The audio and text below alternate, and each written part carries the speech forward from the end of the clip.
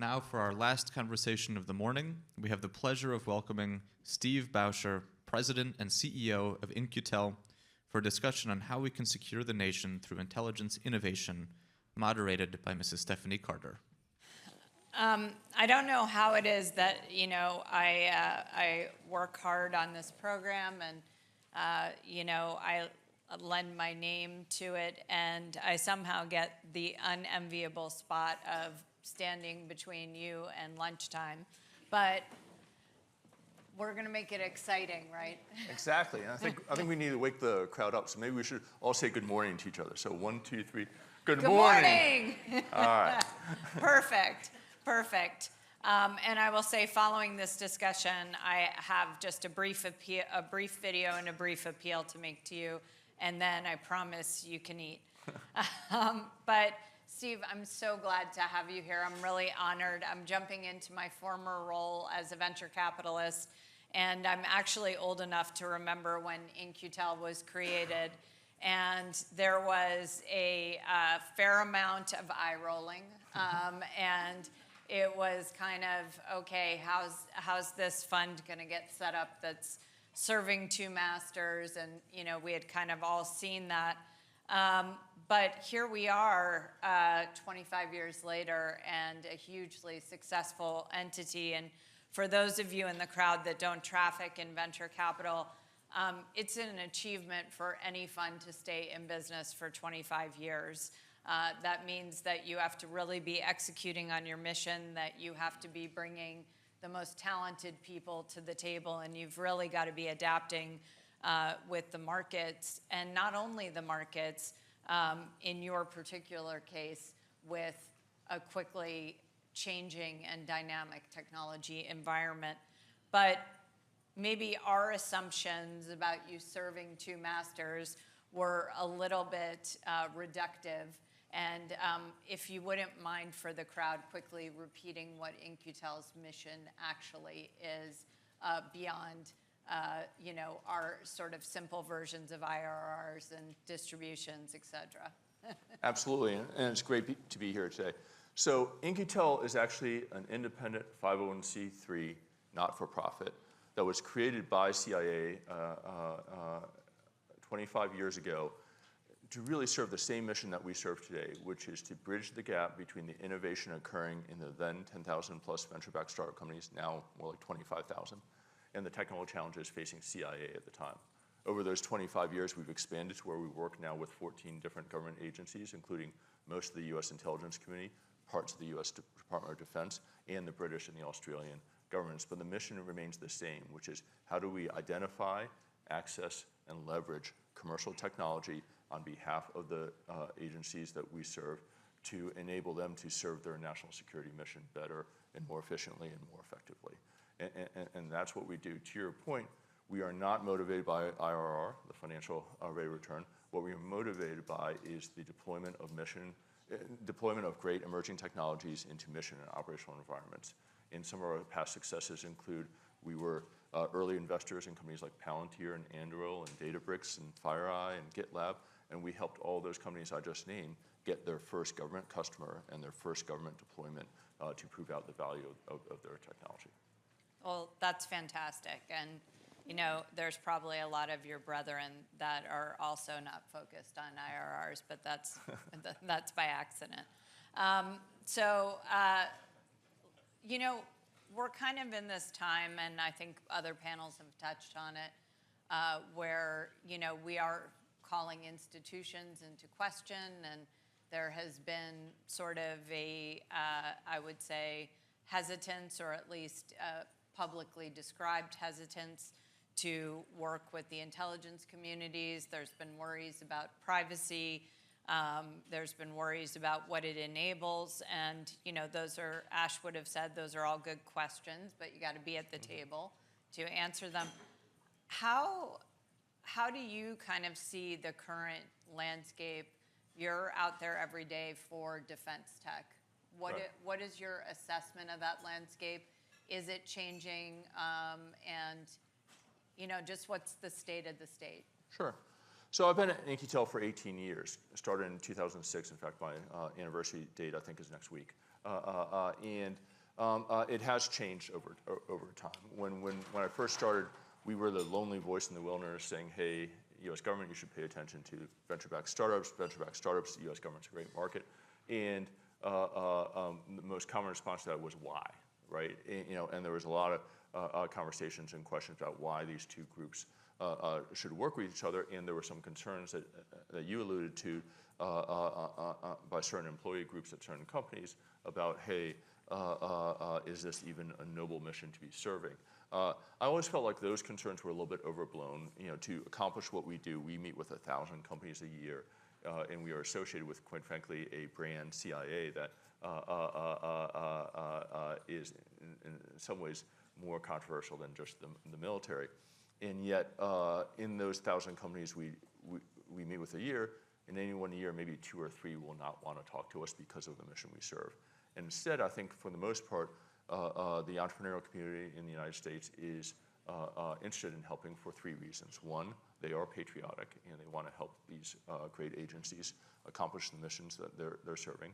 Second, they're capitalistic and they want to make money, and they see the U.S. government as someone who writes large checks as a customer. And third, they're engineers, and engineers, by their very nature, get geeked out by working on the hardest problems. And oftentimes, some of these problems that we represent, some of the things talked about in one of the previous panels around autonomy and commercial space and drones and counter drones and things like that, those are really hard problems to solve, and they get excited about that. So I think from that perspective, there's a lot of positivity. There has been, though, the rise of the defense tech as a space in the venture capital community. I do want to talk about that a little bit because I think that's a really interesting development here. And I go back to 2006 when I first got into this area, and I invested in Palantir. And there were 2 companies at that point in time that were trying to service the U.S. government, that were trying to raise venture money, Palantir and SpaceX. And both those companies would talk to a number of top-tier venture capitalists. And the ones that were talking to Palantir would call me up because I was an existing investor. And they'd say, we like the team, we're impressed with the technology and the momentum, but we just don't understand this market, right? And so what should we be doing here? And I'd try and convince them to invest, but quite frankly, I wasn't successful. They didn't invest. Fast forward 10 years, and if you understand the venture business, it's a hits-driven business. 10% of the deals drive 70% of the returns. So in 2015 and 16, those venture capitalists were looking and they were seeing that Palantir and SpaceX were 2 of the 5 highest valued private companies in the world. And they were worth tens of billions of dollars. They were exactly the type of deals that venture capitalists dream about doing because they could return the fund. And so they started kicking themselves and realized we missed this whole market because we didn't understand it. And this was really the start of defense tech as sort of part of the venture capital ecosystem. And that second generation of companies, Andurils, Skydios, Shield AI, Vannevar Labs, companies like that, were able to raise money from top-tier venture capitalists. And now you have pure play funds like Shield Capital, which was started by a couple of folks involved in DIU, Raj Shah, Mike Brown. And I know I love that they honor your husband on the front page for his place in the ecosystem. And then top-tier firms like Andreessen Horowitz created American Dynamism, General Catalyst created Global Resilience, created sectors there. So now all of a sudden we have a whole segment of a $150 billion industry that wants to solve this problem that we've all been working on for so long to solve. And that's great. At the same time, the government has expanded its efforts here. So it's gone from just having InkyTel to having InkyTel and DIU and Office of Strategic Capital and AFWorks and all these other things. So now the conversation is not why should these 2 groups work together. They've all sort of effectively answered it to each other. Yes, I want to work with these other groups. Now the conversation is how do we work together better? How do we be more successful working together? And, when you think about sort of, so you've seen these market cycles where people, obviously you thought differently, but where people weren't into defense tech, now they're really into defense tech. And when you think about what has kind of driven your long-term success, what kinds of things would you raise? Because again, I raised that, there are plenty of firms that don't last this long and aren't as successful. What have been kind of some of the key pillars in your mind to this partnership being hugely successful? I want to start first with the word trust, because I think it's a very important word that a lot of people throw around. But if you think of In-Q-Tel having achieved one thing, I think in its 25 years, is that we've built a trusted relationships with people on both sides of the equation, right? What we had to do was we had to figure out a model that appealed to the entrepreneurs and the venture capitalists that invest in those entrepreneurs. What they want is revenue, referenceable customers, and large markets that they are pursuing. That's how they are successful. And so we had to demystify the US government as a market for them and make them believe and trust in the fact that they can be successful serving that. Similarly, the U.S. Military intelligence communities are circles of trust, right? Clearance is necessary but not sufficient, right? You need to build the personal relationships where they trust you, and that's why the primes have been so successful over the years, is they build that trust that we know how to build products for you. And so we were able to build the trust with those organizations by helping them adopt great technology from some of these companies I've referenced before, deploy them in mission operational environments, and see the impact of success in a way that they couldn't get from primes. And primes, by the way, have their great roles in certain areas.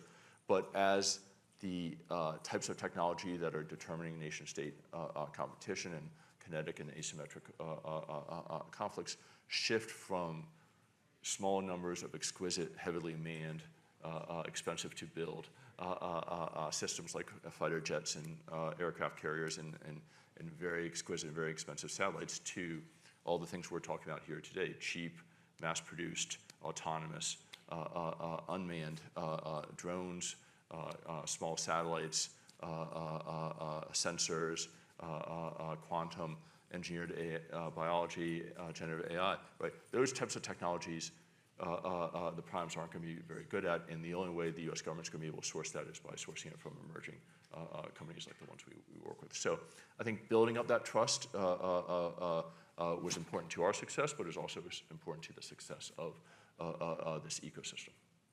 And, I'd be remiss if I didn't ask you, you talked about the wide range of technologies you see, the wide range of companies that you meet with, and Director Haynes referenced it earlier, and you and I were talking about it a little bit backstage about this ability to not only deliver things that can be deployed in missions, but to actually contribute insights because of your relationship with these companies.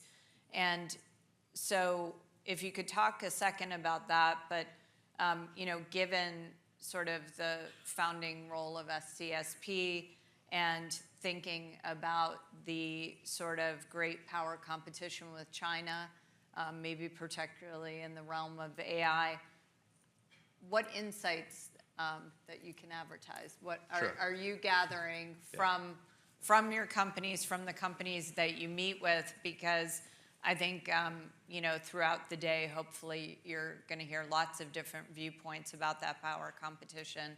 And I think we're wise to kind of take all of them into account. Great. I think there's a couple parts to my answer to that question. So the first part I would say is when we were created 25 years ago, we were really created with that first mission that I described, which was invest to deliver capabilities. And that's what this whole ecosystem, I think, was focused on for the first number of years. But as the mission of the defense and intelligence community shifted from global war on terrorism to nation-state competition with China and with Russia. Russia has a tendency to remind us that they still exist. All right. The intelligence community that we serve started to get questions from their stakeholders, people in the White House, people in the Capitol Hill, asking them what was China up to in commercial technology? How were they using companies like Huawei, SenseTime, Beijing Genomics, Alibaba, Tencent, I'm sure I missed a couple, to project power and influence geopolitical events around the world. And the CIA didn't used to touch that with a 10-foot pole because that was considered economic espionage, and they didn't do it, and that was a bright red line. So as they started to receive those questions for the first time from their stakeholders, they started to think, all right, what sort of capabilities do we have in this area that can help us provide those answers?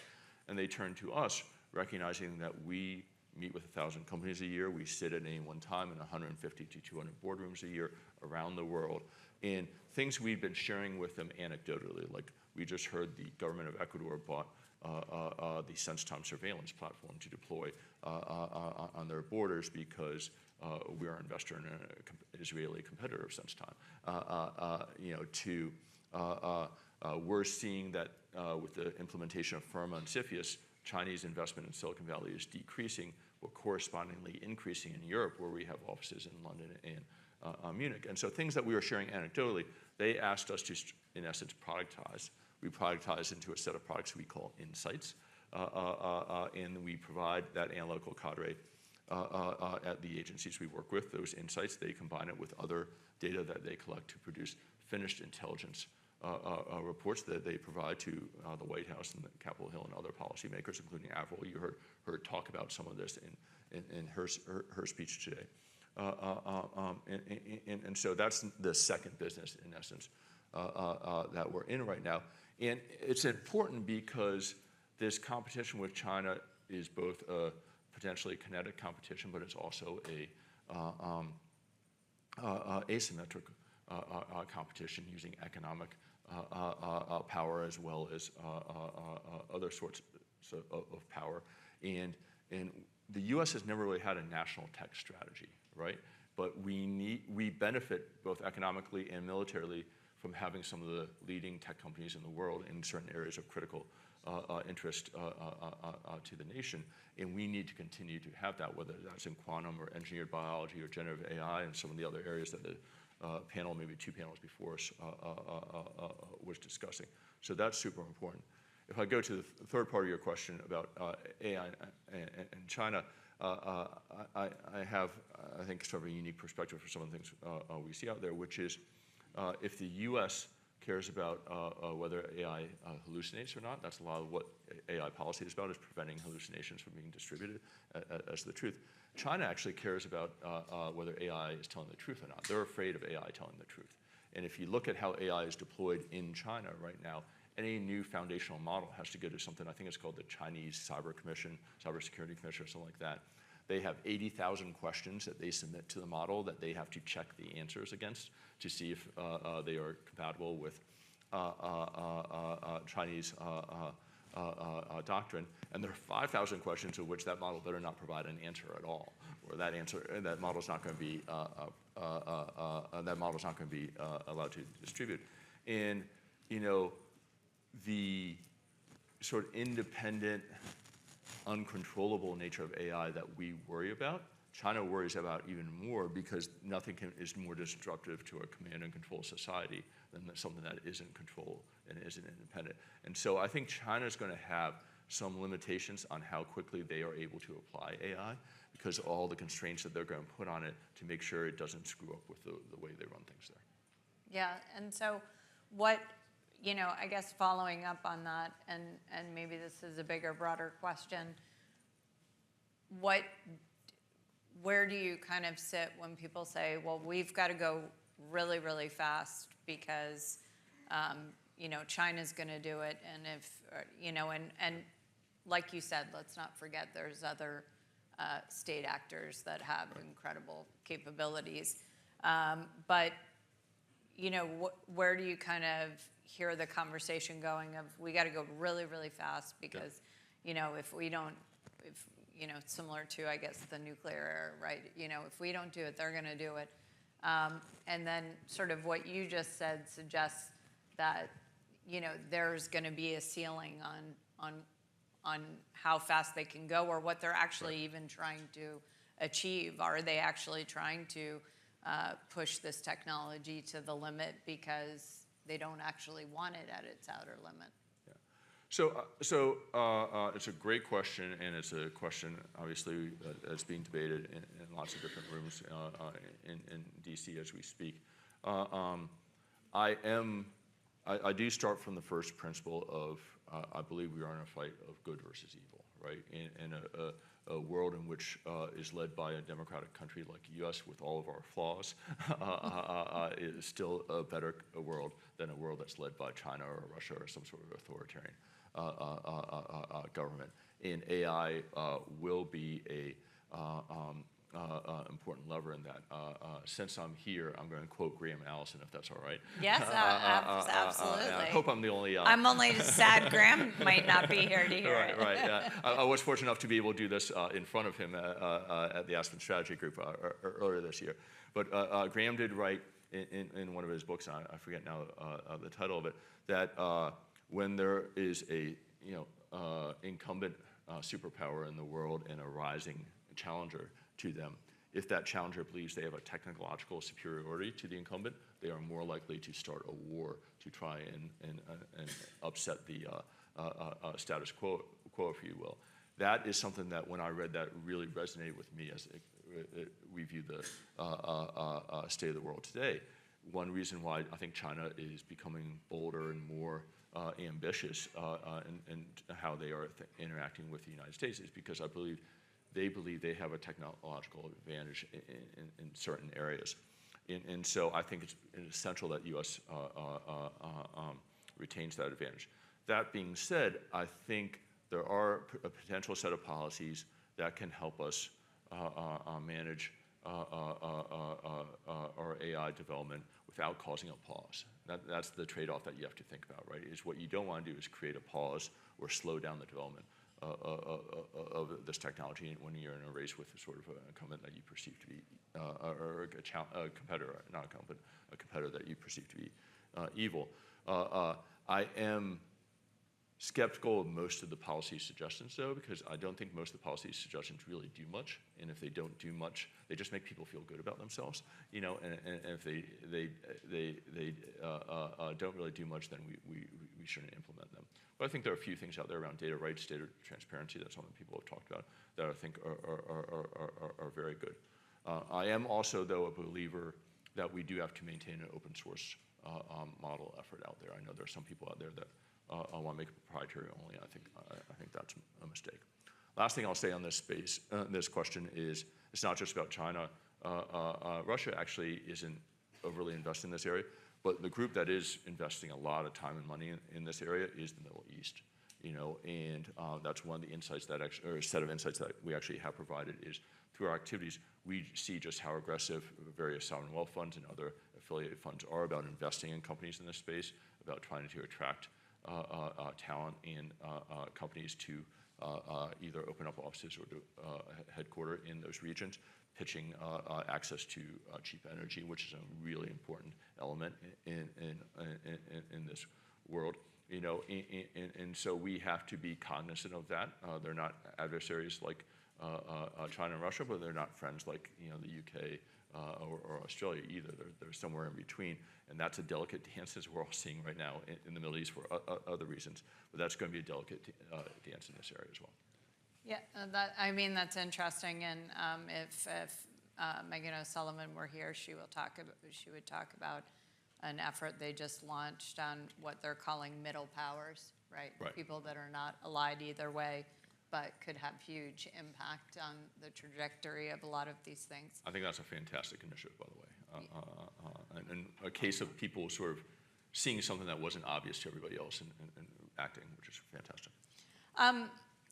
Kind of talking globally and staying globally, you have an office here, you have an office in Silicon Valley, I'm assuming DC, but you're also in London, you're in Australia, you're in Singapore, you're in Germany. How does that work from an operational level, number one? What does that give you? How closely do you work with allies? And, kind of how has that kind of expansion of the mission gone? Right. So we're big believers that innovation does not only exist in the United States, that exists that exists globally, and we believe that we practice global security investing. Which means that we scour the globe to try and identify and harness the best technologies, regardless of their location. Now, we're not going to invest in a company in China or Russia for obvious reasons, but we were led to this in some ways by a partnership with the UK and the Australian and the US governments that we call In-Q-Tel International because we're super creative about our naming. I love it as a marketer.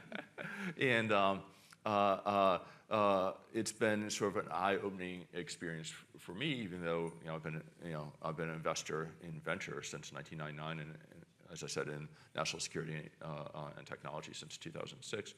But my first trip to Australia, I went in, quite frankly, a little bit skeptical. Wasn't sure exactly what I was going to see down there, and whether it was really worth us going through the hassle of opening up an office. I'll come back to answer that very question. But I got down there, and I didn't realize what a center of excellence it was for quantum. A lot of there's 5 universities, I think, there that get research dollars from all over the world and really produce some very interesting technologies there.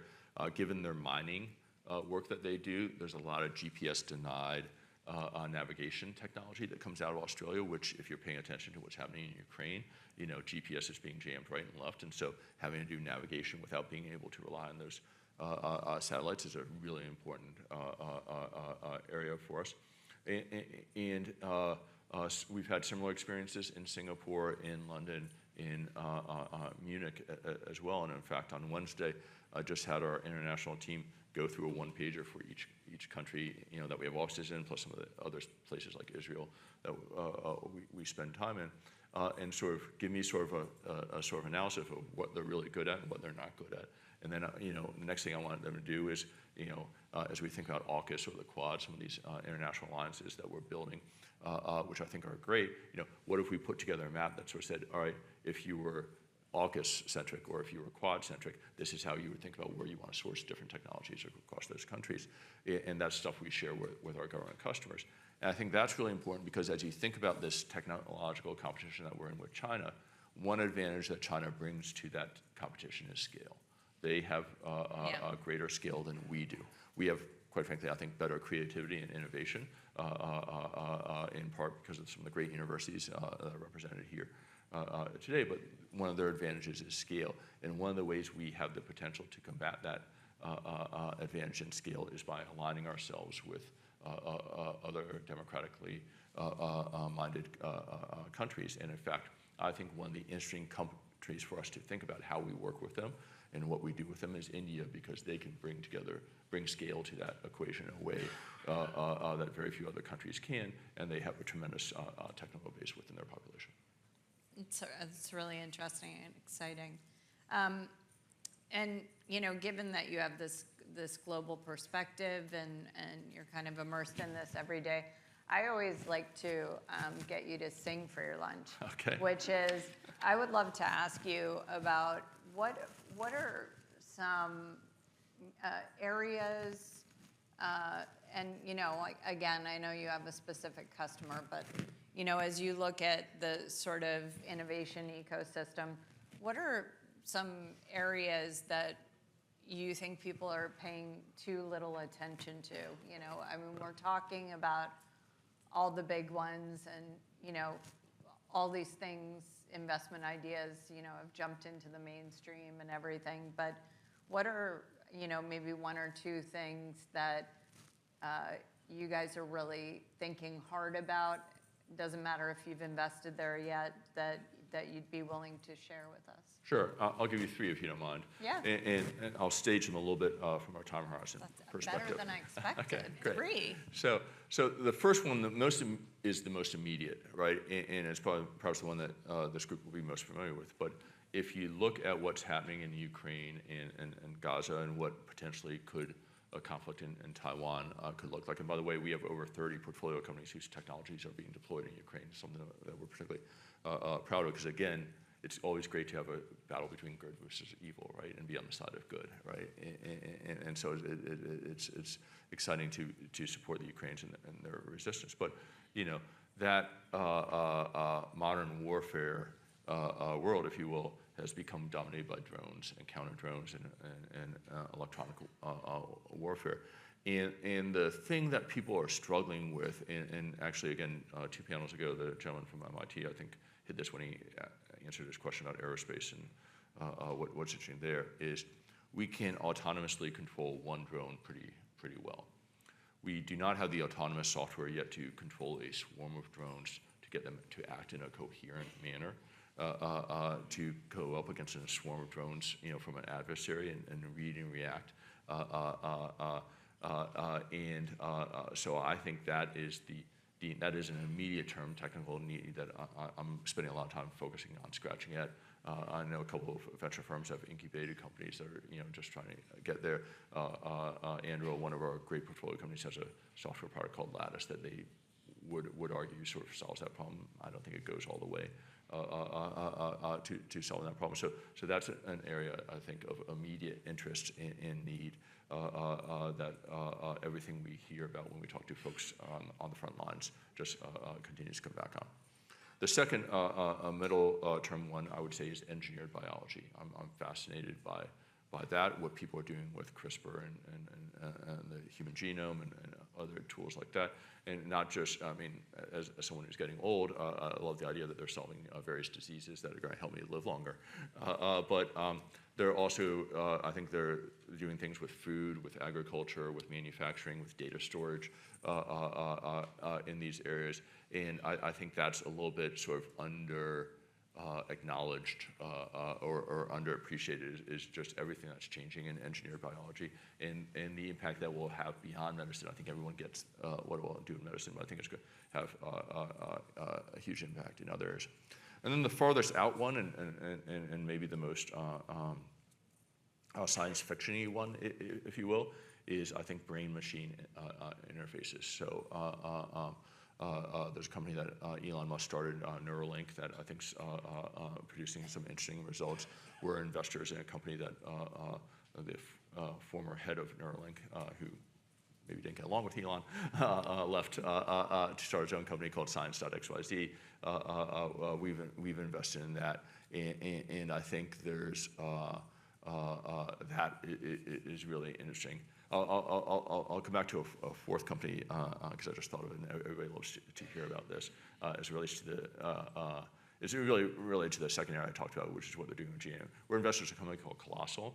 They're trying to bring back the woolly mammoth to engineer the genome, and not just the woolly mammoth, but also the dire wolf. So if you're a Game of Thrones fan and you ever thought, wow, I would love to have a dire wolf as a pet, they're trying to do that as well. So there's some really cool stuff coming out there that I think will be interesting. Thank you. That's really generous to tell us a bunch of things that you're thinking about, because, like I said, I think some of these bigger areas are getting more than enough attention. So I think kind of with our remaining time, I would love to ask you to say, if I make you king for a day, I give you a magic wand. What would be maybe one or two things that you could do to actually really scale your efforts, or speed your efforts, or increase that impact that you're having? And this is not at all to say you're not having enough impact, because it sounds like you certainly are. Great. Thank you. So, I think what I would say there is, I come back to one of my earlier answers, which is the conversation has shifted from, why should these two groups work together, to how should these two groups work together better. And I'm actually a big believer that we don't need new legislation. We don't need procurement reform. People who want to take on DoD procurement reform, God bless you, go forth and do that. I have 50 years left in my life, hopefully, and I got better things to do with my time than try and take on that battle. But what we don't have is we don't have the culture that wants to take advantage of existing authorities, existing policies and procedures to their full fruition. And instead, the culture has been, let me figure out a way to say no, because I won't get in trouble for saying no. So when I talk to people in Congress, when I talk to DoD leadership, and they ask me, what's the one thing that we can do to really have a sort of step function impact on this problem that we're all trying to solve, I'm like, we need to create pressure in some form or another on the contracting class, the COTARs, which stands for, I didn't even actually know what it stands for, but I think it's Contracting Technical Resource, Contracting Officer Technical Resource, or something like that. The lawyers, and just say, take the existing authorities and push them to their full fruition. And in fact, that's what your husband did when he created DIU. He didn't create any new authorities. He just said, we're going to take our existing OTA authorities and we're going to actually use them for what they were designed to do, not for what they've been limited down over the years to do. And that was a great insight from him, and I'd love to see that applied to DoD and Intel and the U.S. government worldwide. And I think if we got that, we would turn the DoD and the intelligence community into a better customer, giving moving more quickly, and the corresponding response from the entrepreneurial community would be, we're going to put even more resources to build more great companies to service your needs, and deliver products faster and better because everything's just moving from an iterative process more quickly. Yeah, I think that's certainly should resonate. And you and I talked about having bravery. For people in the room that are leaders or aspiring to be leaders, you've got to give people top cover to take some risks, and reward them for taking those risks and reward them for failing at times. So this has been a great conversation, and I really appreciate all of your insights, and congrats on your 18 years, and congrats on In-Q-Tel's 25 years, and thanks for keeping us safe. Thank you. Thank you, everybody.